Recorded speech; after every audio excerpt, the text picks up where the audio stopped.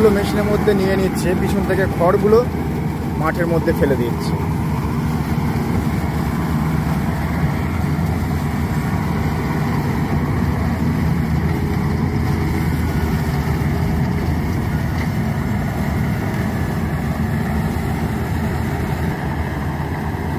কয়েক মিনিটের মধ্যে এই যে জমিটা দেখতে পাচ্ছেন, এটা প্রায় এতটা অংশ কাটা হয়ে গেল।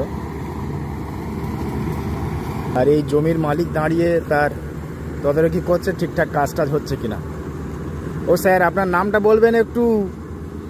আপনার নাম কি? সুমন চক্রবর্তী। আচ্ছা, এটা আপনাদের জমি? ও।